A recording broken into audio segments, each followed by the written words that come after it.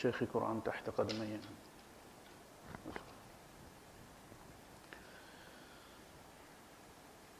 إن الحمد لله نحمده ونستعينه ونستغفره ونؤمن به ونتوكل عليه ونعوذ بالله من شرور أنفسنا ومن سيئات أعمالنا. من يهده الله فلا مضل له ومن يضلل فلن تجد له وليا مرشدا. وأشهد أن لا إله إلا الله وحده لا شريك له ولا ضد ولا ند ولا مثيل له ولا مثال له. وأشهد أن سيدنا ومولانا ومعلمنا ومرشدنا ومخرجنا من الظلمات إلى النور محمدا عبده ورسوله أرسله الله بالحق بشيرا ونذيرا وداعيا إلى الله بإذنه وسراجا منيرا. فقد بلغ الرسالة وأدى الأمانة ونصح الأمة وكشف الغمة فترك أمته على المحجة البيضاء ليلها كنهارها لا يزيغ عنها إلا هالك. اللهم صل وسلم وبارك عليه وعلى آله وأصحابه وأزواجه وذرياته وأهل بيته أجمعين. أما بعد فأعوذ بالله السميع العليم من الشيطان الرجيم. بسم الله الرحمن الرحيم. يا أيها الناس إنا خلقناكم من ذكر وأنثى وجعلناكم شعوبا وقبائل لتعارفوا إن أكرمكم عند الله أتقاكم إن الله عليم خبير. صدق الله العظيم. رب اشرح لي صدري ويسر لي أمري واحلل عقدة من لساني يفقه قولي. آمین یا رب العالمین. اللہ پاک نے انسانیت کی ابتدا ایک مرد اور ایک عورت سے کی، پھر ان کی اولاد اور اولاد کی اولاد، یعنی سوسائٹی کی ابتدا ایک مرد اور ایک عورت سے ہوئی. سارے انسان انہی میں سے ہیں، کوئی اعلیٰ اور ادنا نہیں ہے، سارے ایک ہی نسل سے تعلق رکھتے ہیں اور وہ آدم علیہ السلام کی نسل ہے، اسی لیے ہمیں آدمی کہتے ہیں. یہ سب سے بڑی قوم ہے. اس کے بعد جو قومیں اور قبیلے جو بنے ہیں، کنبے اور قبیلے بنے ہیں، وہ صرف تعارف کے لیے، تاکہ ایک دوسرے کا تعارف حاصل کیا جائے. ان سے عظمت مراد نہیں ہے کہ فلاں جو قبیلہ ہے وہ بہت بڑا ہے اور فلاں قبیلہ چھوٹا ہے. اللہ پاک نے بتا دیا کہ بڑا چھوٹا جو ہے وہ اللہ کے یہاں تقوی کی بنیاد پر ہے. ان اکرمکم عند اللہ اتقاکم، تم میں سے اللہ کے نزدیک اکرام والا، قابل اکرام، قابل عزت وہ ہے جو تقوی والا ہے، نہ کہ کسی خاص قوم والا ہے کہ اس قوم کو اللہ پاک زیادہ قریب کرے. اسی طرح اللہ کے رسول صلی اللہ علیہ وسلم نے بھی یہ جو ہم نے ایک ایلیٹ کلاس اپنے یہاں بنا لی ہے، یہ سابقہ مذاہب میں بھی رہی ہے، ہندوؤں میں بھی ہے. برہمن اعلیٰ ہیں، ہمارے یہاں سید جو ہے وہ اپنے آپ کو اعلیٰ کہتے ہیں، چاہے وہ شرابی ہو، چاہے کسی ہر دنیا کا ہر عیب اس میں موجود ہو، لیکن بس اس کا سید ہونا ہے تو شاہ جی السلام علیکم جی. لیکن شاہ وہی ہے، سید وہی ہے جس کے عمل سید ہیں. اللہ کے رسول صلی اللہ علیہ وسلم نے فرمایا تھا جس کو اس کے عمل پیچھے چھوڑ دیں گے اس کو اس کا نسب آگے نہیں بڑھائے گا، اور جس کو اس کے عمل گرا دیں گے اس کو اس کا نسب نہیں اٹھائے گا. کہ یہ بڑا گناہ گار بندہ ہے، لیکن چونکہ یہ سید ہے لہٰذا اللہ کے عرش کے سائے کے نیچے اس کے لیے کرسی لگا دو. ایسی کوئی بات نہیں. یہ بعد میں اختراع کیا گیا عقیدہ ہے، اور پھر یہاں تک نوبت پہنچی کہ جی سید کی شادی غیر سید میں نہیں ہو سکتی. اس سے آپ اندازہ لگا لیں کہ یہ بالکل وہی عقیدہ ہے جو برہمنوں کا ہے. ان میں جو 4 نسلیں بن گئی ہیں اور طے کر لیا گیا کہ فلاں سب سے اعلیٰ ہے، فلاں کی حیثیت سر کسی ہے، اسی طرح ہمارے یہاں سیدوں کا معاملہ ہے. اسی سے پھر وہ بھی بنا کہ جی سید کو زکوٰۃ نہیں لگتی، سید کو گناہ سارے لگ جاتے ہیں، وہ سب کچھ کرتے پھرتے ہیں، لیکن سید کو جی زکوٰۃ نہیں لگتی۔ یہ کوئی شرعی مسئلہ نہیں ہے، قرآن میں ایسا نہیں کہا گیا، قرآن نے کہیں استثناء نہیں دیا۔ وہ جو مدیں گنوائی گئی ہیں زکوٰۃ کی سورہ توبہ میں، انما الصدقات للفقراء والمساکین والعاملین علیہا، اس میں کہیں بھی استثناء نہیں دیا گیا کہ ہاں سید کو نہیں دینی۔ وہ اگر فقیر مسکین سید ہے، ابن السبیل سید ہے، تو بھی اس کو زکوٰۃ لگتی ہے، وہ ضرورت مند ہے، زکوٰۃ ضرورت مند کا حق ہے، چاہے وہ سید ہے یا غیر سید ہے۔ اب یہ جو سیدوں والا مسئلہ ہے وہ یہ ہے کہ چونکہ خیبر کی جو جاگیر تھی اس میں سے اللہ کے رسول صلی اللہ علیہ وسلم کی 9 بیویوں کے لیے، جو حضرت عباس تھے ان کی اولاد کے لیے، آل عقیل کے لیے، اور حضرت علی رضی اللہ تعالیٰ عنہ اس میں شامل ہیں، یہ کچھ گھر تھے جن کو اس جاگیر میں سے سالانہ ملا کرتا تھا، جیسا کہ اللہ پاک نے سورہ حشر میں اس کا ذکر فرمایا۔ تو ان پر پھر زکوٰۃ اس لیے روکی گئی تھی کہ ڈبلنگ نہ ہو جائے، یعنی یہ اس میں سے رسول اللہ صلی اللہ علیہ وسلم کی فیملی میں سے بھی اپنا کوٹا، اپنا الاؤنس لے لیں، اور امت والے میں سے بھی لے لیں، باقی لوگوں میں سے بھی لے لیں۔ تو جب اب سیدوں کا الاؤنس نہیں ہے، وہ جاگیر کا کوئی مسئلہ نہیں ہے، وہ بھی ہمارے جیسے ہی ہیں، کما کے کھاتے ہیں، تو پھر ان پہ بھی جب وہ بیمار ہوں اور ان کے پاس دوا کے پیسے نہ ہوں یا کالج کی فیس نہ ہو تو ان کی مدد بھی کی جا سکتی ہے، یہ کوئی شرعی مسئلہ نہیں ہے، یہ بعد میں ہم نے بنایا۔ اس آیت سے پہلے جس میں اللہ پاک نے فرمایا کہ تم ایک ہی قوم ہو، ایک ہی ماں اور ایک ہی باپ کی اولاد ہو، اس میں سماجی برائیوں کا ذکر کیا گیا ہے۔ یا ایھا الذین آمنوا لا یسخر قوم من قوم عسى ان یکونوا خیرا منہم، اے ایمان والو تم میں سے ایک گروہ دوسرے کے ساتھ تمسخر نہ کیا کرے، اس کا تمسخر نہ اڑایا کرے، ہو سکتا ہے وہ تم سے بہتر ہوں۔ ولا نساء من نساء عسى ان یکن خیرا منہن، اور نہ عورتوں کا تمسخر اڑایا کریں، ہو سکتا ہے کہ وہ جس کسی کا تمسخر کسی وجہ سے اڑا رہی ہیں، ہو سکتا ہے کہ وہ دوسری وجہ میں ان سے افضل ہوں۔ ولا تلمزوا انفسکم، تم ایک دوسرے پر عیب نہ لگایا کرو، اور انفسکم یعنی اپنے آپ کو عیب نہ لگایا کرو، جیسا کہ فرمایا گیا کہ امت مسلمہ اصل میں ایک جسد کی طرح ہے، کا جسد واحد، ایک جسد ہے یہ امت، اس میں سے تم کسی پر عیب اگر لگا رہے ہو تو اصل میں تم اپنی ذات پر وہ عیب لگا رہے ہو۔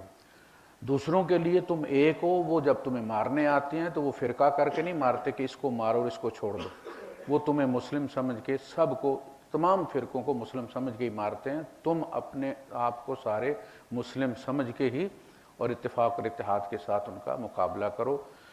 اگر جسد کے ایک عضو کو کوئی تکلیف ہو، کہیں چوٹ لگ گئی ہے، کوئی کٹ لگ گیا ہے یا ویسے کوئی تکلیف ہے، تو باقی جسم سو نہیں جاتا کہ پاؤں کو درد ہے تو ہوتا رہے، ہم سو جاتے ہیں۔ فرمایا اس کا پورا بدن جو ہے وہ اس کا ساتھ دیتا ہے، جاگ کر بھی، بالسحر والحمى، اور بخار کے ساتھ بھی، یعنی چوٹ پاؤں میں لگتی ہے، بخار پورے بدن کو ہوتا ہے۔ اس سے بہترین مثال کیا سمجھائی جا سکتی تھی؟ تو اللہ کے رسول صلی اللہ علیہ وسلم نے فرمایا تم ایک۔ سورہ نور میں بھی اسی طرح فرمایا کہ تم اپنے آپ کو، تم نے اپنے بارے میں تم نے برا گمان کیا، یعنی اے مسلمانوں۔ مکے میں، مدینے میں یہود بھی تھے، نصارہ بھی تھے، مومن بھی تھے، تو یہ آپ سمجھ لیں کہ 3 باڈیز ہیں۔ تو اللہ پاک نے فرمایا کہ لولا سمعتموہ ظن المؤمنون والمؤمنات بانفسہم خیرا، یہ نہیں کہا کہ حضرت عائشہ کے بارے میں تم نے اچھا گمان کیوں نہیں کیا، فرمایا تم نے اپنے بارے میں اچھا گمان کیوں نہیں کیا، یعنی تم نے یہ سمجھ لیا کہ تم لوگوں کا کردار اس قسم کا ہے، تم نے منافقوں کی اڑائی گئی جو ہے وہ ایک اسکینڈل کو اور اس خبر کو تم نے یوں سچ تسلیم کر لیا، گویا تمہیں پتہ نہیں کہ اس سوسائٹی کی یا تم مسلمانوں کی اخلاقی حالت کیا ہے، تم نے اپنے آپ کو برا تسلیم کر لیا۔ تو ولا تلمزوا انفسکم، اپنے آپ کو برا نہ کہا کرو، ولا تنابزوا بالالقاب، اور دوسروں کے لقب نہ رکھا کرو، یعنی وہ لقب جو ان کے لیے ناپسندیدہ ہوں، جس سے وہ چڑ جائے، وہ مت رکھا کرو۔ اس میں بعض وہ لوگ ہوتے ہیں کہ جن کی نشانی وہی ہوتی ہے، لہٰذا انہیں اس نشانی سے بلانے میں کوئی حرج نہیں، اس لیے کہ وہ بھی اصل میں تعارف کا ذریعہ بن جاتی ہے۔ جیسے ہمارے احادیث کے راویوں میں کچھ نام ایسے ہیں کہ جو بظاہر عیبدار لگتے ہیں، جیسے اعرج ہے یا جیسے اعمش ہے، تو یہ بڑے امام ہیں، امام اعمش جو ہے وہ حدیث کے، لیکن اعمش کا مطلب ہوتا ہے چندہ، تو وہ چننے تھے، تو اس لیے وہ ان کے پہچان کے لیے اس کو اختیار کیا گیا، اور بھی ہیں کافی سارے۔ لیکن کسی کی بری نیت کے ساتھ کسی کا لقب رکھنا کہ جس سے وہ چڑے اور اسے تکلیف ہو، یہ جائز نہیں۔ اس کے بعد فرمایا کہ جب تم مومن ہو جاؤ، ایمان لے آؤ، تو اس کے بعد فسق کا تمہارے ساتھ جڑنا، تمہارے نام لگنا، فاسقوں والی حرکتیں کرنا، یہ تمہارے لیے کسی طرح بھی جائز نہیں ہے، اور اس سے پرہیز کرو۔ اگر یہ باتیں سمجھنے کے بعد بھی تم توبہ نہیں کرو گے تو پھر ایسے لوگ ظالم ہیں۔ اس کے بعد ارشاد فرمایا کہ یا ایھا الذین آمنوا، اے ایمان والو، اجتنبوا کثیرا من الظن، بدگمانی کی کثرت سے بچا کرو، یعنی بدگمانی جو ہے اس پر بنیاد نہیں ہونی چاہیے، بدگمانی کا کوئی ثبوت ہونا چاہیے۔ ہر معاملے کو بدگمانی سے شروع نہیں کرنا چاہیے، بلکہ خوش گمانی سے شروع کرنا چاہیے، اچھا آدمی ہوگا، یہ اچھا ہے، یہ ایسا ہے۔ ولا تجسسوا، اور نہ تم ایک دوسرے کی جاسوسی کرو۔ یہ وہ حرکتیں ہیں سماجی اصل میں جس کی وجہ سے مومنوں میں دوری بھی ہوتی ہے، اور ان میں پھر جھگڑے بھی ہوتے ہیں، فساد بھی ہوتے ہیں، اور پھر یہ معاملہ آگے چلتا چلا جاتا ہے۔ ولا یغتب بعضکم بعضا، اور نہ تم ایک دوسرے کی غیبت کیا کرو، پیٹھ پیچھے اس کی برائی بیان کیا کرو۔ ان آیات سے بھی پہلے فرمایا کہ انما المؤمنون اخوۃ، ایمان والے سارے آپس میں بھائی ہیں۔ فاصلحوا بین اخویکم، اپنے دو بھائیوں میں صلح کروایا کرو، اور اللہ کا تقوی اختیار کرو، لعلکم ترحمون، تاکہ تم پر رحم کیا جائے۔ تو مومنوں کو، یعنی تم اگر بھائی ہو اور تم اپنے ایک بھائی میں عیب بیان کرتے ہو کسی جگہ، تو وہ تمہارا پورا شجرہ بدنام ہوتا ہے، تم بھی ساتھ بدنام ہوتے ہو، تمہارا باپ بھی ساتھ میں بدنام ہوتا ہے۔ تم کیا سمجھتے ہو کہ صرف وہی بھائی جو ہے وہ بدنام ہوگا؟ تم ایک مومن کو جب برا کہتے ہو تو تم یہ اس بات کو سیدھا لے جاتے ہو اپنے نبی تک، پورے شجرے کو تم بدنام کرتے ہو کہ مومن ایسے ہوتے ہیں، جبکہ مومن ایسے نہیں ہوتے۔ بھائی میں عیب ہے تو اس کو اس کی جگہ بتایا جائے کہ یہ ایسا ہے اور ایسا نہیں ہونا چاہیے۔ اب یہ سوشل معاملات ہیں۔ پہلے میاں بیوی تھے، آدم علیہ السلام اور حضرت حوا، دونوں کا ہی معاملہ تھا۔ پھر اولاد آگے بڑھی تو آپ دیکھ لیں، دو بچوں میں، ان کے دو بیٹوں میں آپس میں اختلاف ہو گیا اور ایک نے دوسرے کو قتل کر دیا۔ اب یہ سوسائٹی شروع ہو گئی ہے۔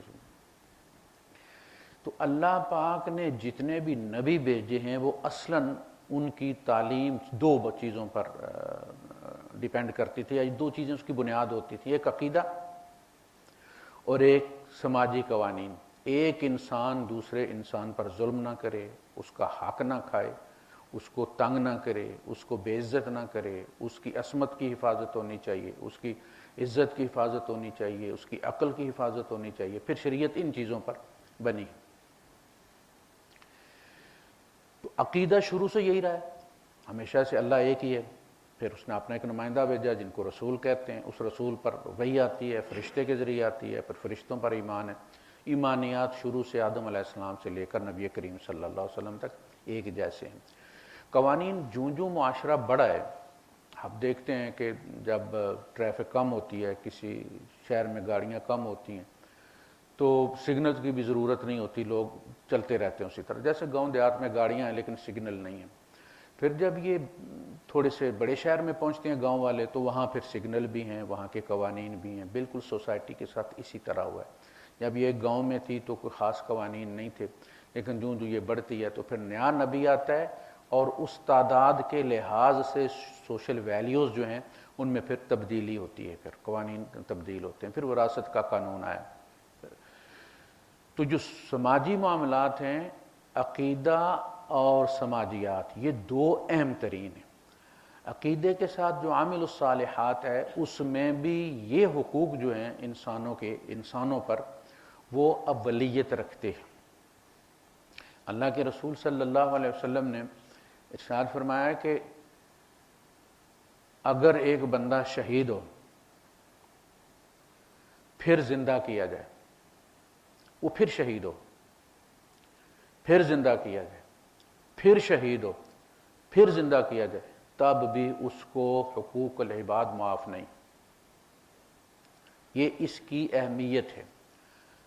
آپ بے شک 100 حج کر لیں، آپ بے شک ہر سال عمرہ کریں، لیکن اس سے آپ کی اپنی ذاتی کوتاہیاں جو ہے وہ معاف ہو سکتی ہیں۔ دوسرے کے ساتھ کی ہوئی زیادتی، اگر کسی کا مال کھایا ہوا ہے تو آپ بے شک لبیک اللہم لبیک جا کے کرتے رہیں وہاں پہ۔ اللہ کے رسول صلی اللہ علیہ وسلم نے باقاعدہ اپنی حدیث میں کہا ہے کہ ایک آدمی اپنے غبار آلود پاؤں لے کر اور بکھرے ہوئے بال لے کر حرم میں آتا ہے اور لبیک اللہم لبیک کہتا ہے، تو اللہ اسے لبیک و سعدیک کیسے کہے گا جب کہ ملبسہ حرامن، اس نے جو احرام باندھا ہوا ہے وہ بھی حرام کا ہے، وَمَأْكُلُهُ حرامن، اور جو اس نے کھایا ہوا ہے وہ بھی حرام ہے، وَمَشْرَبُهُ حرامن، اور اس کا کھانا پینا جو بھی ہے وہ حرام ہے، تو اس کو پھر اللہ پاک کیسے اپنا ہاتھ پکڑائے گا؟ تو سب سے پہلے جو ہے وہ اپنے معاملات کی خبر لیں۔ جانا ہے تو کسی کا حق دبایا ہوا ہے تو جو آپ کرایہ وہاں لے کے خرچ کر کے جائیں گے پہلے وہ حق ادا کر دیں کسی کا، آپ کا عمرہ اپنے گھر بیٹھے ہو جائے گا۔ رب کو راضی کرنا نا، اگر عمرے کا مقصد رب کو راضی کرنا ہے اور گناہ دھونا ہے تو آپ جب کسی کا حق ادا کر دیں گے تو وہ گناہ دھل جائے گا اور رب آپ سے راضی ہو جائے گا۔ لیکن ہم عام طور پہ شوق ہوتا ہے بس جا کے دیکھنے کا، کم از کم اللہ کا گھر آنکھوں سے دیکھیں، پھر سیلفیز ہوتی ہیں، پھر حاجی صاحب بنتے ہیں، لیکن جو معاملات ہیں ہمارے وہ درست نہیں ہیں۔ اور انسان کو انسانوں میں بھیجا ہی اس لیے گیا ہے تاکہ یہ جا کے انسانوں میں رہے اور ان کے حقوق ادا کرے، اپنے فرائض ادا کرے اور ان میں گزر کر جنتی بن کے آئے۔ دیکھیں دوڑ ہوتی ہے، رکاوٹوں والی دوڑ ہوتی ہے اور کھلاڑیوں کو اس کے اوپر سے کود کے دوسری طرف جانا ہے۔ اب ان میں سے 10 کھلاڑی تو ان رکاوٹوں کو عبور کر کے جا رہے ہیں، ان کے اوپر سے 11واں جو ہے وہ اندھا دھند سائیڈ سے ہو کے دوڑتا ہی چلا جا رہا ہے کہ اس کے رستے میں کوئی رکاوٹ نہیں ہے، ظاہر ہے وہ تو پھر ان سے پہلے پہنچے گا فنش لائن پہ، لیکن اس کو کنسیڈر نہیں کیا جائے گا اس لیے کہ وہ ان رکاوٹوں سے، وہ جو شروط تھیں وہ ان میں سے گزر کر نہیں آیا، لہذا پہلے پہنچ کر بھی وہ فیل ہو گئے۔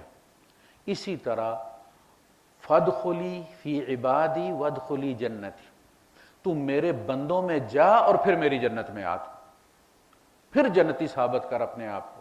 کلیان دوڑ کے جناب علی پہلے نمبر پر آنے والی بات اسلام میں کوئی نہیں۔ رولز اینڈ ریگولیشنز کی پابندی کرنی، آپ کسی غار میں چلے جائیں 60 سال وہاں بیٹھے رہیں عبادت کرتے رہیں آپ، تو آپ نے کیا کیا؟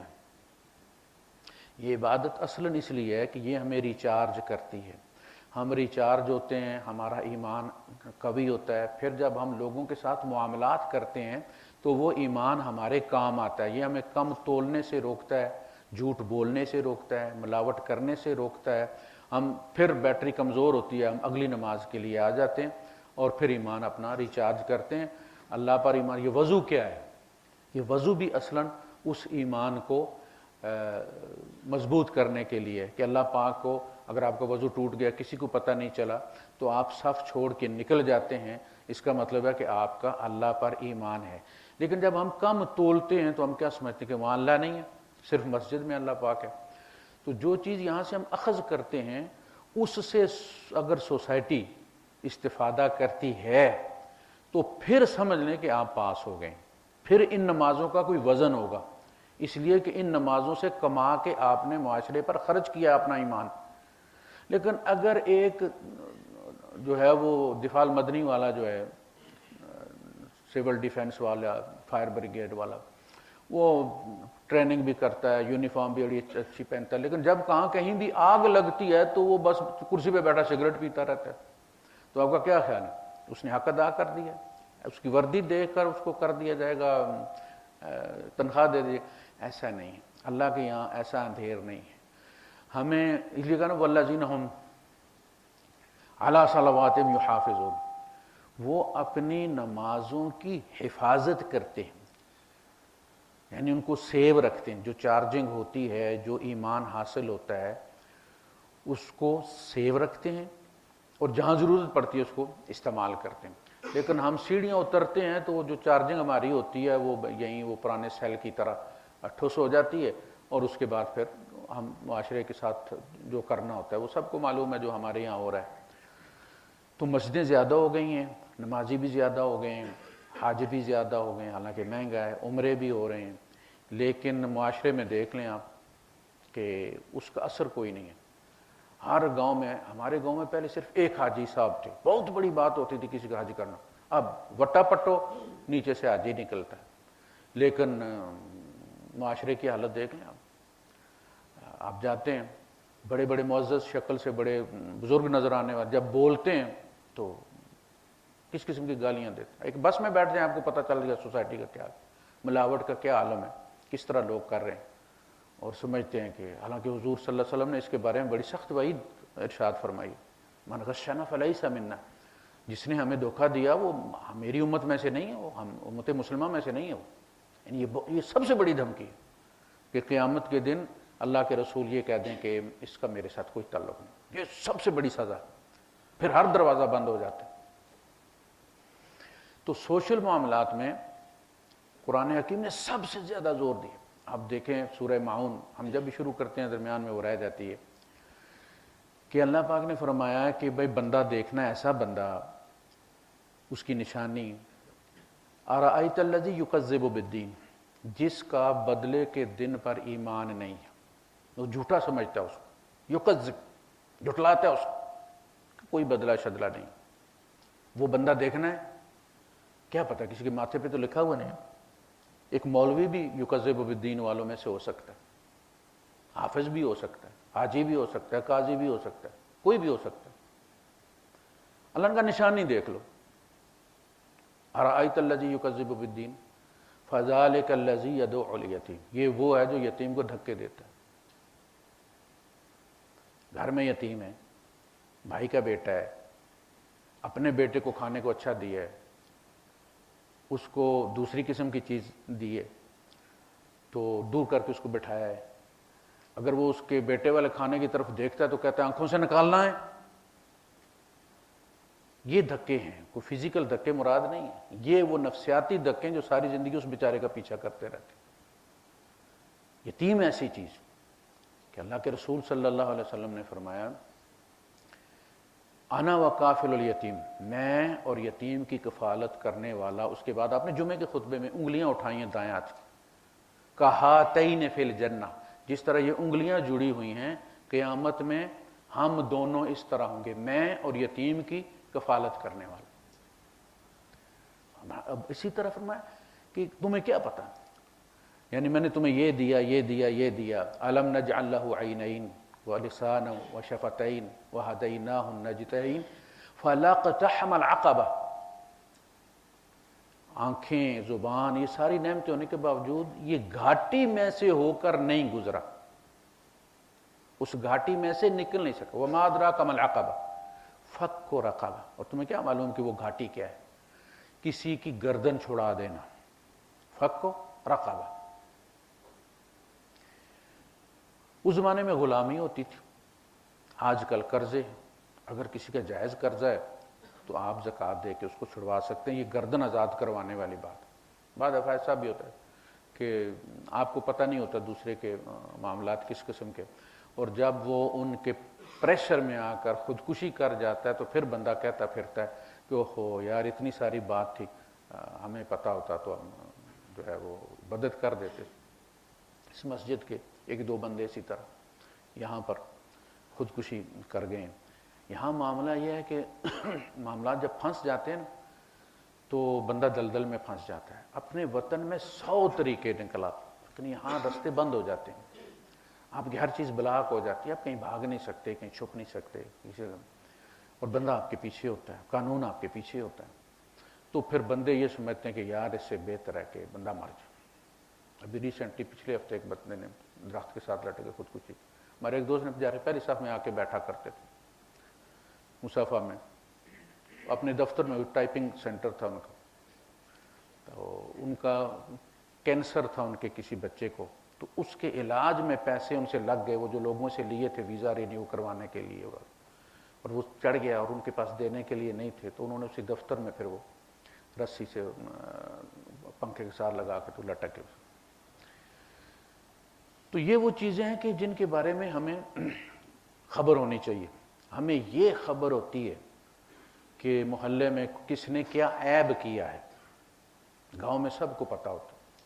کیا یہ پتہ نہیں ہوتا کہ کس کو کھانے کی ضرورت ہے، کون غریب ہے، کس کے گھر میں بچہ بیمار ہے مگر اس کے پاس پیسے نہیں ہیں علاج کروائیں؟ یہ پتہ نہیں ہوتا، پتہ ہوتا ہے، بے حسی۔ اور یہ بے حسی میں آج تک نہیں سمجھ سکا کہ کیوں ہے۔ ہم خود یہاں جب ہم ہوتے ہیں تو اور ہوتے ہیں، لیکن ہم پاکستان جاتے ہیں تو تغیر ہم محسوس کرتے ہیں، جو درد ہم یہاں محسوس کرتے ہیں کسی غریب کا، فقیر کا، اس کی مدد کو دوڑتے ہیں، پاکستان میں جا کے بے حسی سی آ جاتی، خود بندہ محسوس کرتا ہے۔ تو یہ وہاں پہ بہت بڑی، حاجی بھی پاکستان کے سب سے زیادہ ہوتے ہیں وہاں پہ، اور بے حسی بھی ہم میں بہت زیادہ ہے۔ تو یہ سوشل معاملات میں ہم کمزور ہیں، باقی عبادت ہم بہت کرتے ہیں۔ مسجد جب محلے محلے میں مسجد، ایک محلے میں 3 مسجدیں، ہر 200 گز کے بعد مسجد، لیکن سوشل معاملات ہمارے درست نہیں۔ تو پہلی یہ بتائی کہ وہ یتیم کو دھکے دیتا ہے۔ یہاں فرمایا کہ عقبہ جو ہے وہ گھاٹی، آپ کو پتہ ہے بیعت عقبہ اولا اور ثانیہ جو ہے وہ اس گھاٹی میں چھپ کے بیعت ہوئی تھی مدینے والوں، وہ گھاٹی ہے، یعنی بڑا تنگ راستہ ہے جس میں سے گزر کے جانا پڑتا ہے۔ وَمَا أَدْرَاكَ مَا الْعَقَبَةُ فَكُّ رَقَبَةٍ أَوْ إِطْعَامٌ فِي يَوْمٍ ذِي مَسْغَبَةٍ يَتِيمًا ذَا مَقْرَبَةٍ أَوْ مِسْكِينًا ذَا مَتْرَبَةٍ یتیماً ذا مقربہ، قریبی یتیم۔ اچھا ہونا یہ چاہیے کہ بھئی جو دور کے یتیم کو دینے میں زیادہ اجر ہونا چاہیے، لاجیکلی۔ یہاں تو خون کا رشتہ ہے نا، جو قریبی یتیم ہے اس کے خون کا رشتہ ہے، آپ اس کو دے رہے ہیں تو کچھ نہ کچھ اثر بھانجا کر کے، بھتیجا کر کے بھی ہے۔ غیر تو صرف غیر ہے نا، اس کو تو صرف پیور اللہ کے لیے آپ دے رہے ہیں، کسی اور جذبے سے نہیں دے رہے۔ لیکن جہاں بھی ذکر آیا ہے یتیم، قریبی یتیم، رشتہ دار یتیم، اس لیے کہ وہاں جائیداد مشترک ہے، مفادات مشترک ہیں۔ ہمارے پاس زیادہ چانسز ہیں کہ ہم یتیم کا حق کھا جائیں۔ کمزور ہے، مقدمہ نہیں کر سکتا، کہاں جائے گا، کون اس کے ساتھ چلے گا، ہمارا نظام بھی ایسا ہے، نسلوں تک مقدمے چلتے ہیں، ہم اس کا حق کھا جاتے ہیں۔ اسی لیے سورہ معاون میں بھی ابتدا یتیم سے کی گئی۔ یہاں فرمایا کہ یتیماً ذا مقربۃ، رشتہ داروں میں یتیم، اور مسکیناً ذا متربہ، اور مٹی میں ملا ہوا مسکین، جو مٹی کے ساتھ مٹی ہو گیا ہے، اس کے پاس کوئی وسائل نہیں ہے، اس کی مدد کرنا۔ اس دن، جس دن کھانا کھلانا کسی کو، جس دن خود فاقہ ہو، یعنی اپنے حصے کا کسی کو کھلا دینا، یہ ہے انسانیت، اور یہ وہ کھانا ہے کہ جس کے بارے میں اللہ پاک کہتا ہے کہ وہ قیامت کے دن میرے پاس پاؤ گے۔ یعنی اس کا اعزاز دیکھ لیں آپ، ایک کھانا وہ ہے، اس کی اگر تھوڑی سی آپ والیوم اس کا کم کر دیں، اوپر والے کا لیفٹ میں کریں گے تھوڑا سا تو تو کھانا ہم کھاتے ہیں، جب وہ یہاں سے نیچے چلا جاتا ہے تو یہ زیادہ کر رہے ہیں ہاں جی، یہاں سے نیچے جاتا ہے تو گندگی بن جاتا ہے، بس کافی. وہ کھانا یہاں سے نیچے جاتا ہے تو گندگی بن جاتا ہے، ہر کوئی اس سے نفرت کرتا ہے. وہی کھانا آپ جب کسی غریب کو دے دیتے ہیں تو اس کے گندگی سے بچا کے اس کا مقام کیا ہے کہ وہ اللہ کے یہاں پایا جائے گا، یہ گٹر میں پایا جائے گا جو آپ نے کھا لی. وہ ایک بزرگ لکھتے ہیں اپنے والد صاحب کے بارے میں، لکھتے ہیں کہ وہ ہم ان کے لیے کوئی اچھی چیز لے کر آتے تھے، رکھتے تھے، بالکل تیار ہوتے تھے کھانے کے لیے، اور پھر اٹھاتے اور کہتے کہ یار بیٹا یہ پڑوس میں فلاں کو دے آؤ. ہم یہاں سے نیچے اتر گیا تو یہ ہاتھ سے نکل جائے گا، یہ گندگی بن جائے گا، یار اسے محفوظ کر دو، اس غریب کو دے آؤ. یہ سوچ جب ہو جائے آپ کی، یہ ہے ایمان بالآخرہ، یہ ہے یقین. وبالآخرۃ ہم یوقنون، آخرت پر ان کا اتنا یقین ہے کہ جب اللہ پاک یہ کہتا ہے کہ ایک کے 700 اور کچھ کو اللہ اپنے فضل سے زیادہ بھی دے گا، بیوقوف سے بیوقوف آدمی کو بھی اگر یقین ہونا کہ ایک بندے کو میں 100 دوں گا اور وہ مجھے 700 واپس کرے گا، تو وہ ادھار دے لے کے بھی کہیں سے آئے گا کہ بھائی صاحب یہ پکڑو. صحابہ کا یہ تھا، انہیں ایمان بالآخرہ تھا،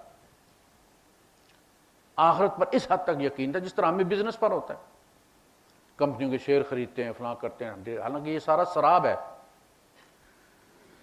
تو اللہ کے رسول صلی اللہ علیہ وسلم نے اپیل کی تو ایک صاحب کھیتوں میں تھے، منافقوں نے یہ کہا آپس میں کہ ان اللہ فقیر ونحن اغنیاء، لو جی اللہ تو فقیر ہو گیا، اب ہم سے مانگتا پھرتا ہے، ہم پیسے والے ہیں.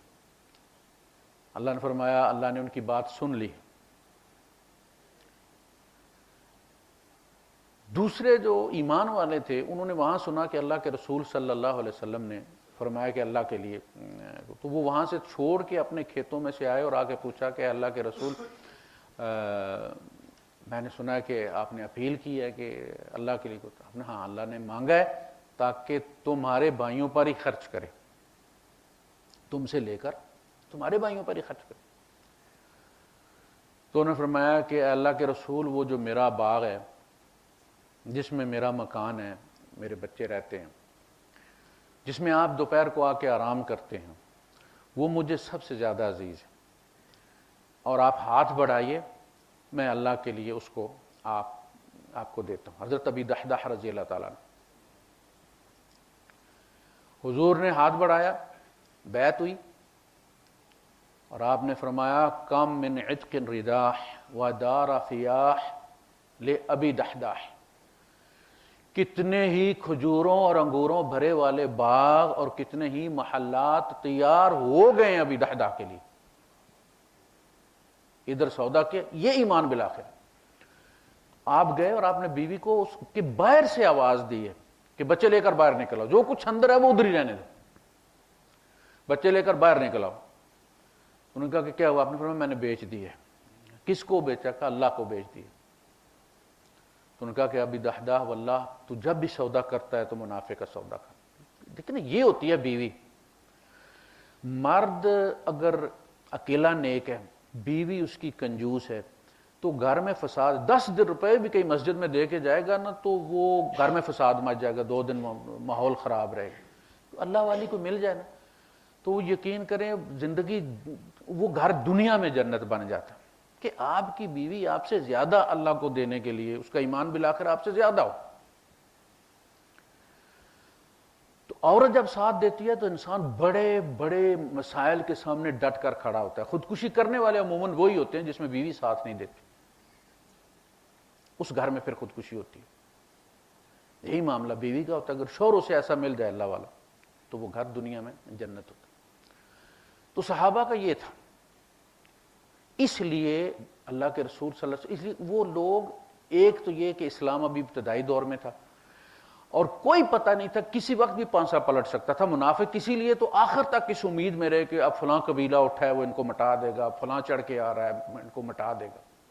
جیسے ہمارے بارے میں سنتے ہیں کہ جی فلان نے پلان بنا لیا 2009 میں پاکستان ختم ہو جائے گا، 2000 میں ختم ہو جائے گا، 2010 میں ختم ہو جائے گا۔ دشمن بناتے ہیں نا منصوبے، اسی طرح وہ بھی بناتے تھے، اور کچھ لوگوں کو امید یہ تھی کہ بس صفایا ہو جائے گا۔ اس ماحول میں انویسٹ کرنا اسلام پر بہت بڑی بات تھی۔ اس لیے اللہ کے رسول صلی اللہ علیہ وسلم نے فرمایا کہ میرے اصحاب نے جو خرچ کیا ہے، میرے اصحاب کی دی ہوئی، وہ جو بعد میں آنے والے ڈھیروں سونا بھی دیں تو میرے اصحاب کی دی ہوئی مٹھی بھر کھجوروں کے برابر بھی نہیں ہے، ولا نصیفھا، اس کے آدھے کے برابر بھی نہیں۔ اس لیے کہ اس وقت اسلام ڈیپینڈ ہی ان پر کر رہا تھا۔ اب تو امت 1.5 ارب ہو گئی ہے، لیکن اس زمانے میں یہ تھا کہ اگر مدینے میں مٹ گئے تو سمجھے ختم ہو گئے، ایک ہی بستی میں تھے نا۔ اللہ پاک نے فرمایا لا یستوی منکم من انفق من قبل الفتح وقاتل، لا یستوی منکم انفق، تم میں جنہوں نے فتح مکہ سے پہلے انفاق کیا ہے، جب ڈاواں ڈول تھی پوزیشن اسلام کی اور مسلمانوں کی، اور وہ لوگ جنہوں نے فتح کے بعد انفاق اور قتال کیا ہے، وہ دونوں برابر نہیں ہو سکتے، وہ دونوں برابر نہیں ہو سکتے۔ حضرت عباس چچا ہیں، حضرت علی بھتیجے ہیں، لیکن حضرت عباس حضرت علی جیسے نہیں ہو سکتے، اس لیے کہ حضرت علی رضی اللہ عنہ اس وقت انفاق کیا جب مکہ فتح نہیں ہوا تھا۔ حضرت عباس فتح مکہ پر ایمان لائے تھے، آپ کو پتہ ہے بدر میں وہ قیدی ہو گئے تھے، بنا لیا گیا۔ تو اسی طرح امیر معاویہ رضی اللہ تعالیٰ عنہ فتح مکہ پر ایمان لائے ہیں، صحابی ہیں رسول اللہ صلی اللہ علیہ وسلم کے، لیکن حضرت علی جیسے نہیں ہو سکتے۔ کس معنوں میں؟ ان معنوں میں جو اللہ نے پیمانہ طے کیا۔ لا یستوی منکم من انفق من قبل الفتح وقاتل اولئک اعظم درجۃ، یہ اعظم ہے ان درجے سے، الذین انفقوا من بعد وقاتلوا، جنہوں نے فتح مکہ کے بعد جہاد بھی کیا، انفاق بھی کیا، لیکن وہ فتح مکہ سے پہلے والوں جیسے، یہ وہ ہیں الاولون، جو ہے نا وہ السابقون الاولون، جو فتح مکہ سے پہلے ایمان لائے تھے۔ تو ایمان بالآخرہ یہ ہے کہ آپ کو پیسہ لگایا ہوا نا بندے کو تو شوق ہوتا ہے، آپ نے دنیا میں اتنا اللہ کی راہ میں دے دیا، آپ اندازہ کریں اللہ کے راہ میں دینے والے ایسے ہمارے ساتھی ہیں کہ میں بار بار انہیں کہتا ہوں کہ یار رہنے دیں، آپ نے پہلے ابھی اتنا دیا ہے، ابھی پچھلے مہینے آپ نے اتنا دیا ہے، تو آپ رہنے دیں، دوسروں سے ہم کر لیں گے۔ ایسے لوگ ہیں، یعنی جس کو کہتے ہیں نا کہ تھکتے نہیں اللہ کی راہ میں دیتے ہوئے، یہ ہے ایمان بالآخرہ۔ جب دیا ہوا ہوتا ہے نا تو بندے کو شوق ہوتا ہے آگے جانے کا، شوق ہوتا ہے کہ یار میں نے اللہ کی راہ میں اتنا دیا تھا تو میں کوئی مفلس نہیں ہوں، جا رہا ہوں تو آگے کچھ بھیجا ہوا ہے۔ یہ وہ لوگ ہیں جنہیں مرنے کا شوق ہوتا ہے، موت ان کے لیے ڈراوا نہیں ہوتا، جنہوں نے پاکستان میں انویسٹ کی ہوئی ہوتی ہے، 2-4 کوٹھیاں بنائی ہوئی ہوتی ہیں، کوئی فیکٹری بنائی ہوئی ہوتی ہے، انہیں فنش ہونے کا ڈر نہیں ہوتا، وہ تو شکر کرتے ہیں کیونکہ فنش کرے، گریجویٹ ہی ملے اور جا کے کھائیں، سیٹ پر بیٹھ کے جائیں، بھائی کیوں صندوق میں بند ہو کے جائیں۔ تو جس نے بھیجا ہوتا ہے، ایک بندہ ہے اس نے کہا کہ اللہ کے رسول موت سے بہت ڈر لگتا ہے۔ آپ نے فرمایا کوئی مال ہے؟ اس نے کہا ہے۔ آپ نے فرمایا آگے بھیج دے، جہاں انسان کا مال ہوتا ہے وہاں اس کا دل ہوتا ہے، کچھ بھیجے گا آگے تو مرنے پہ دل کرے گا، موت سے ڈر نہیں لگے گا۔ تو انہوں نے بھیجا ہوا ہوتا ہے تو آگے پہ چلیں جائیں۔ پاکستان میں اگر کسی نے مکان بنایا ہوا، کوٹھی بنائی ہوئی ہے تو جانے پہ دل کرتا ہے کہ یار جائیں گے، آپ کو کرایہ دار رہتا ہے، نکال لیں گے، ہم رہیں گے وہاں پہ، رہنے کے لیے بنایا تھا۔ ضروری ہے یہاں آپ کو پتا نا ڈیروں میں کیسے رہتے ہیں، ساری زندگی ڈیرے میں ہی گزارنی ہے، چل کے اپنی کوٹھی میں بیٹھیں گے، تو وہ پاکستان جانے پر موت نہیں پڑے گی، اسے ہارٹ اٹیک نہیں ہوگا اس کو۔ لیکن جس نے کچھ نہیں بنایا وہ جس دن سنتا ہے، کتنے ساتھی ہیں لسٹ میں نام آیا ہارٹ اٹیک ہو گئے، سٹروک ہو گئے، اس لیے پیچھے بنایا ہوا کچھ نہیں۔ ایمان بالآخرہ یہ ہے کہ میں نے پچھلے جمعے میں بھی کہا تھا کہ اللہ کے رسول صلی اللہ علیہ وسلم نے فرمایا کہ ایمان، یہ جو مال ہے نا، یہ تم کہتے ہو، آدم کا بیٹا کہتا ہے کہ مالی مالی، میرا مال میرا مال، حالانکہ مال اس کا وہ ہے اکلا و افنا، کھا لیا اور فنا کر دیا اس نے، بس وہی اس کا حصہ تھا۔ وہ البسا وہ ابلا، پہن لیا اور پرانا کر دیا. وَتَصَدَّقَ وَأَبْقَى, اور صدقہ کیا اور بچا لیا. 3 کیٹیگری سے یہ اس کا مال ہے. جو پیچھے وہ رسال لڑیں گے آپس میں اور مقدمے کریں گے وہ اس کا نہیں, وہ پچھلوں کا ہے. اور ہم میں سے اکثر اسی چکر میں ہمارا رزق روز کا روز دے دیا جاتا ہے. ہمیں پریشانی اصل میں اپنی اولاد کے لیے ہے کہ وہ کام نہ کریں, یعنی اتنا اکٹھا کر جاؤں کہ میری اولاد کام کیے بغیر کھا لے. حالانکہ اولاد کی جو مصیبتیں ہیں, اس کے جو مصائب ہیں, وہ اس کی فائل میں لکھے ہوئے ہیں. بادشاہوں کے بیٹوں کو بھی مسائل ہو جاتے ہیں جو ان کے مقدر کے ہیں. اب دیکھنا ہمارے پڑوس میں عراق میں اس نے بیٹے کیسے پالے تھے, وارث بنا کے پالے تھے. ان کے سامنے ٹوٹی ہڈیاں دیکھی ہیں اس نے, اسے پتا تھا کہ ان کی فائل میں کیا لکھا ہوا. اولاد اپنا مقدر خود لے کر آتی ہے. جس نے تعلیم دے کے بچے کو پاؤں پر کھڑا کر دیا, اس نے اس کو سب کچھ دے دیا, کمائے بنائے اور کھائے, اور اس کی قدر بھی ہوگی اس کو. آپ دیکھتے نہیں کہ باپ کے مرنے کے بعد سب سے پہلے اولاد کیا کرتی ہے, اس کی بنی ہوئی چیزیں بیچتی ہے, اور اس نے زندگی بھر نہیں بیچی. کس کے لیے؟ اولاد کے لیے. اور اولاد نے پہلا کام ہی بیچنے سے شروع کیا. باقی جائیداد تقسیم ہو گئی. ایک کوٹھی رہتی ہے, یہ مکان ہے, اس میں ماں رہتی ہے. ظاہر ماں باپ کی عمر کی ہوگی نا, 2 سال چھوٹی ہوگی, 5 سال چھوٹی ہوگی. لیکن باپ اگر مر گیا, بڑھاپے کو پہنچ گئے, تو والدہ نے بھی مر جانا. یار تم 2-4 سال صبر کر جاؤ نا. اب لگے سارے بھائی تتے توے پہ کھڑے ہیں, ایک دوسرے کے ساتھ لڑ رہے ہیں, آ کے گالیاں دیتے ہیں ایک دوسرے کو. بھائی تم جب ماں کو نکال کے بیچ کے حصہ کر لو گے اپنے تو ماں کو کس کے حصے میں ڈالو گے؟ اب تو وہ شوہر کے حصے میں رہتی ہے. اس کی چھت چھین لو گے تو پھر کیا کرو گے؟ کہاں رکھو گے اسے؟ تمہاری بیویاں تو دھکے دیں گی اسے, تو وہ پھر مہینے پر رہے گی, ایک مہینہ ایک بھائی کے پاس. اس کے برتن دھوئے گی. جس دن ماں آئے گی اس دن تم ماسی کو نکال دو گے کہ ممی آ گئی ہے, وہی صبح بچوں کو ناشتہ تیار کر کے دے گی. اس کو رہنے دو, اس گھر کے ساتھ اس کی یادیں, اس کی شوہر کی چیز ہے. فوت ہو جائے گی, کر لیں تقسیم. اس لیے مجھے نہیں معلوم, میں نے آج تک نہیں پڑھا کہ صحابہ کے دور میں کوئی مکان بھی تقسیم کیا گیا. میں نے نہیں پڑھا کہ عمر فاروق رضی اللہ عنہ کے گھر پہ کو جو ہے وہ گھر بیچا گیا اور پھر عبید اللہ ابن عمر اور عبداللہ ابن عمر اور اس میں تقسیم کیا گیا. لیکن یہاں سب, میں ان سے یہی کہتا ہوں, جو بھی کہتے ہیں جی امی ایک رہتی ہیں اور بھائی آ کے کہتے ہیں کہ جی اس کو بیچیں اور میرا حصہ دیں, اس کو کوئی خبردار, جب تک ماں زندہ ہے تب تک اس کی تقسیم نہیں ہوگی. اور تقسیم کی شرط یہ ہے, رضا الکل اس میں شامل ہے, کہ اس تقسیم پر سارے راضی ہوں, وجود الکل, سارے موجود ہوں, رضا الکل, بلوغ الکل, سب بالغ ہوں, سب راضی ہوں, سب موجود ہوں. ماں جب تک راضی نہیں ہے وہ تقسیم اسی طرح پینڈنگ رہے گی. ماں فوت ہو جائے گی پھر جو کرنا ہے تم نے کر لینا, لیکن اتنا تو اعزاز کرو اس کا. یا سب بھائی مل کر پہلے ماں کو مکان بنا کر دو, چھوٹا بنا دو اس کو, پھر تقسیم کرو. پہلے اس مکان میں حصہ ڈالو سارے مل کے, تاکہ تمہیں یہاں وراثت میں سے حصہ ملے. جو مکان بنانے میں اس کا بیٹا نہیں ہے, وہ مکان لینے میں بھی اس کا بیٹا نہیں. اور جو عقل مند ہیں, جنہیں اپنی اولاد کا پتہ ہوتا ہے کہ کیسی ہے, بچہ بچپن سے اس کی اٹھان بتا دیتی ہے کہ یہ کیسا ہے. ایک بچہ اپنے منہ سے نکال کے آپ کو دے دیتا ہے, دوسرے سے آپ مانگتے ہیں وہ ہاتھ پیچھے کر لیتا ہے, سب چیز سامنے کھل کے آ گئی آپ. وہ بندہ خود اپنی بیوی کے نام کیوں نہیں کروا کے جاتا, تاکہ اولاد اسے کل ذلیل نہ کرے. یعنی آپ کو پتہ ہے بچے بڑے ہیں, بیاہے ہوئے ہیں, آپ کو پتہ ہے وہ کوئی قدر نہیں کرتے, نہ ماں کی کرتے نہ تمہاری کرتے, تو تم بیوی کے نام لگا دو نا. زندگی میں تو تم مالک ہو نا, وارثوں کا کوئی تعلق نہیں اس کے ساتھ. وراثت شریعت وہاں انٹرفیئر کرتی ہے جب آپ موجود نہیں ہیں. جب آپ موجود ہیں شریعت آپ کو نہیں روکتی, آپ مدرسے کو دے دیں, آپ یونیورسٹی کو دے دیں, آپ اسپتال کو دے دیں, آپ ایک بیٹے کو دے دیں, دوسرے کو دے دیں, آپ بہو کو دے دیں, آپ بیوی کے نام کر.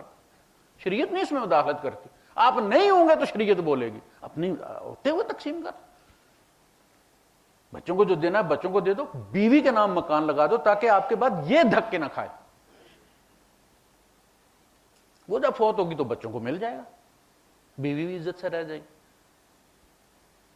تو سوشل معاملات جو ہیں، جس میں وہاں فرمایا کہ الذی یدعو الیتیم ولا یحض علی طعام المسکین، مسکین کو کھانا کھلانے کے سمے، اچھا مسکین بعض دفعہ ہم کسی کو دینا چاہتے ہیں نا، پہلے پوچھتے ہیں اس کا فرقہ کیا ہے، اس کا نماز پڑھتا کہ نہیں پڑھتا؟ بھائی اس کا مسکین ہونا شرط ہے، نماز پڑھنا شرط نہیں ہے۔ اور لالچ سے اللہ نماز نہیں پڑھاتا، یہ سجدہ جو ہے یہ پیسے دے کر اللہ نہیں خریدتا، عمل اس کے پاس ہے، وہ غریب ہے، جب تک اس کی سانس چل رہی ہے اس کا رزق اللہ کے سپرد ہے، اللہ تمہیں کہہ رہا ہے کہ اس کو دو۔ آتوہم من مال اللہ الذی آتاکم، اس مال میں سے ان کو دو جو اللہ نے تمہیں دیا ہے، جو تمہارے پاس رکھا ہوا ہے، سودا ہوا ہوا۔ جب تم نے کلمہ پڑھا تھا ان اللہ اشترا من اشترا، آپ کو پتا نا اشتری آپ کو معلوم ہے خریدنے والے کو کہتے ہیں، اشترا خریدنا بیچنا، مشتری جو کہتے ہیں مشتری ہوشیار باش، خریدنے والا ہوشیار ہو جائے، پھر نیچے لکھا ہوتا ہے یہ پلاٹ میرا ہے اور فلاں فلاں فلاں فلاں سارا۔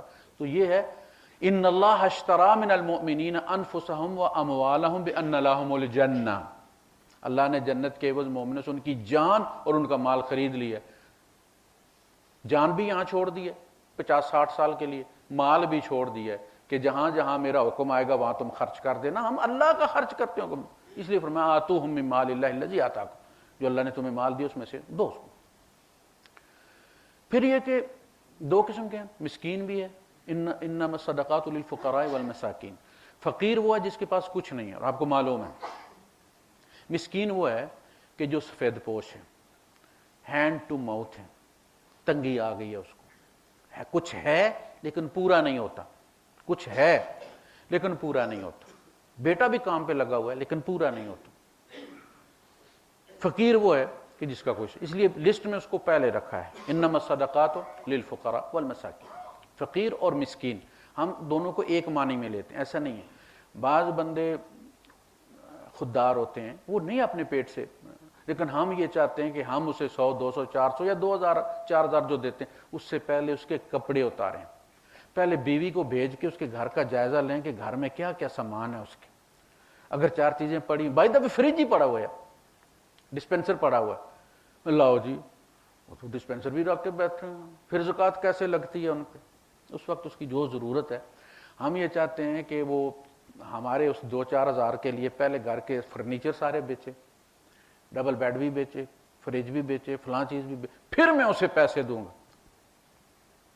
ضرورت ہے اس کو آپ دے دیں۔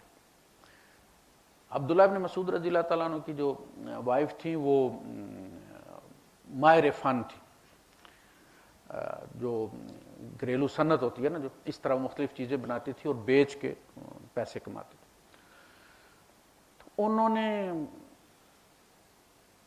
زیور بنایا ہوا تھا تو صدقہ کرنا چاہتی تھی، اس کو گلے کا ہار تھا، جب انہوں نے ہاتھ میں لیا تو عبداللہ ابن مسعود رضی اللہ عنہ کو پتہ چل گیا، انہوں نے کہاں جا رہی ہو؟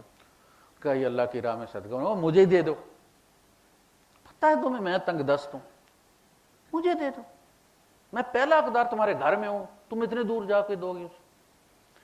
تو انہوں نے کہا جب تک میں اللہ کے رسول سے نہ پوچھ لوں تب تک، یعنی کہ لگے گا بھی کہ نہیں لگے گا؟ جا کے کہا کہ اللہ کے رسول یہ عبداللہ کہتے ہیں کہ میں اللہ کی راہ میں صدقہ دینا چاہتا ہوں اپنا ہار جو ہے، اور عبداللہ کہتے ہیں کہ یہ مجھ کو دے دو، میں زیادہ مطلب اس کا حقدار ہوں اس لیے کہ تنگ دست ہوں۔ تو آپ نے فرمایا اس نے صحیح کہا، اس پہ زیادہ لگتا ہے، تم دوسری جگہ جا کے دو، اور یہ کہیں اور جا کے مانگے کسی سے، تو تم گھر میں کیوں نہیں سلجھا لیتی وہ مسئلہ؟ دے دو اسے، یہاں سے شروع کرو۔ تو یہ طعام مسکین ولا یحض علی طعام مسکین، مسکین کو کھانا کھلانے کے۔ اسی طرح فرمایا کہ وَيُطْعِمُونَ الطَّعَامَ عَلَى حُبِّهِ، اللہ کی محبت میں کھانا کھلاتے ہیں، اللہ نے اتنا دیا ہوا ہے تو دل کرتا ہے نا کہ بندہ دعوت کرے، دینے والے کی دعوت کرے۔ تو اگر آپ نے کسی کو زکوٰۃ دی ہے تو اس پر زکوٰۃ آپ کی لگ کر ختم ہو گئی ہے، اب وہ اس زکوٰۃ کا مالک ہے۔ وہ اگر آپ کی دعوت کرتا ہے تو وہاں کھانا جائز ہے. ابھی نہیں کہ دعوت وہ تو زکوٰۃ کا پیسہ تھا, جب اس پر پہنچ گیا اس کے ہاتھ میں تو اب وہ زکوٰۃ کا پیسہ نہیں, اب وہ اس کا پیسہ ہے. تو اگر وہ آپ کو چائے پلا دے تو اس میں کوئی مسئلہ نہیں ہے. تو اللہ نے اتنی نعمتیں دی ہے تو دل کرتا ہے کہ اللہ پاک اگر کھاتا ہوتا تو اس کی ہم دعوت کرتے. تو اللہ کہتا ہے اگر تیری محبت سچی ہے, تو مجھے کھلانا چاہتا ہے تو کسی مسکین کو کھلا, میرے پاس پہنچ جائے گا. مائیں اسی طرح ہوتی ہیں نا, ایک بیٹے سے پکڑتی ہیں دوسرے غریب بیٹے کو دے دیتی ہیں, بیٹوں سے لیتی ہیں بیٹیوں کو دے دیتی ہیں. تو اگر بندہ روک لے کہ یہ اپنے پاس نہیں رکھتی جی, یہ بیٹیوں کو جا کے دے دیتی ہے جی, یہ چھوٹے بھائی کو دے دیتی ہے جی, تو غلط. ہی اس کا مطلب یہ ماں سے محبت نہیں ہے.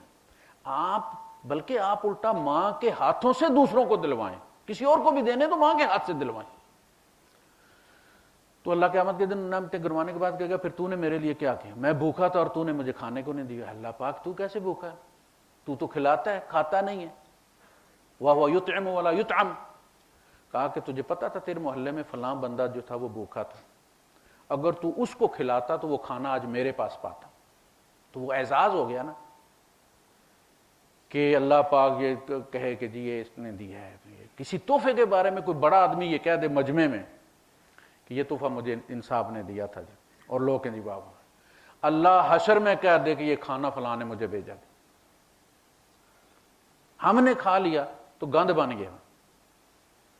مسکین کو کھلا دیا اللہ, وَيُطْعِمُونَ الطَّعَامَ عَلَىٰ حُبِّهِ مِسْكِينًا وَيَتِيمًا وَأَسِيرًا, مسکین کو, یتیم کو اور اسیر کو. اچھا جو اسیر ہے, قیدی ہے, تو چند چڑھایا ہوا ہوگا تو قیدی ہے نا, کچھ کیا ہوا نا, کوئی کرمنل ہوگا, کوئی مسئلہ ہوگا نا, لیکن بھوکا ہے. اللہ کہتا ہے کھلاؤ اسے. بھوکا ہے لیکن جب تک مرتا نہیں اس کا رزق میرے ذمہ. بے نمازی بھی ہے تو میں نے کھلانا اسے, اور میں تمہیں کہہ رہا ہوں کہ اسے دو. اس کی نیکی بدی کا حساب میں نے لینا ہے, تم نے نہیں لینا. دو اس کو کھانے کو.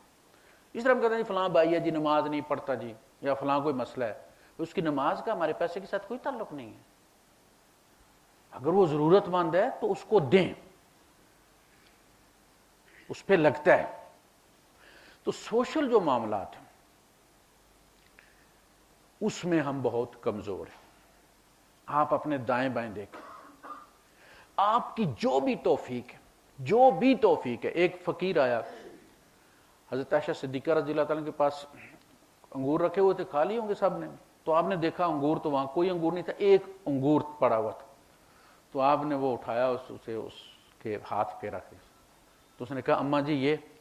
آپ نے فرمایا اللہ پاک فرماتا ہے میں یعمل مثقال ذرۃ خیرا یرہ, جس نے ذرہ برابر بھی خیر کی وہ اس کو قیامت کے دن دیکھے گا. یہ انگور تو اتنا موٹا ہے, یہ ذرے سے بڑی چیز ہے, میرے پاس اس وقت یہی ہے, یہ لو. یعنی اس کو بھی ضائع نہیں ہونے دیا. کوئی لاکھوں کی بات نہیں, ہزاروں کی بات نہیں, 10 روپے کی بھی آپ کو توفیق ہے نا, وہ 10 روپے بھی 10 لاکھ قیامت کے دن ہوں گے, 10 کروڑ ہوں گے. اللہ دائیں ہاتھ پہ لیتا ہے اور پالتا ہے اس کو, حتیٰ کہ تم اسے احد پہاڑ کے برابر دیکھو گے رب کے یہاں. وہ برکت والا ہاتھ ہے. حضرت عیسیٰ علیہ السلام نے اسی طرح ایک معبد میں بیٹھے ہوئے تھے یہود کے, تو وہاں گلہ رکھا ہوا تھا, لوگ آ کے ڈال رہے. یہ شروع سے اسی طرح ہوتا ہے, یہ اللہ کے گھر اسی طرح چلتے ہیں. تو عصر کے وقت ایک خاتون آئی, اس نے ایک درم نکالا اور اپنے دوپٹے سے اسے صاف کیا اور اس میں ڈال دیا. تو حضرت عیسیٰ علیہ السلام کے منہ سے نکلا واہ واہ واہ واہ.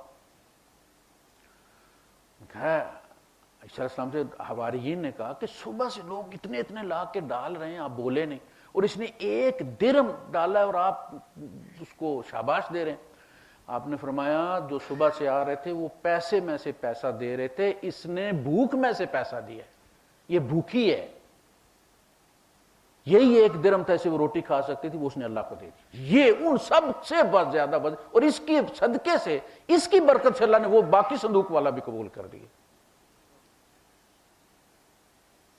یہ ہے اصل چیز کہ اللہ کوانٹیٹی نہیں دیکھتا کہ کتنا دیا ہے, کوالٹی دیکھتا ہے. حضرت غزوہ تبوک میں جب حضور نے اپیل کی تو حضرت ابو بکر صدیق رضی اللہ تعالیٰ عنہ گھر پر جو سارا مال لے کر آئے تھے وہ حضرت عمر فاروق کے آدھے سے، وہ 50% لائے تھے، آدھے سے کم تھا، یعنی ان کا آدھا بھی ابو بکر صدیق رضی اللہ تعالیٰ عنہ کے سارے سے زیادہ تھا،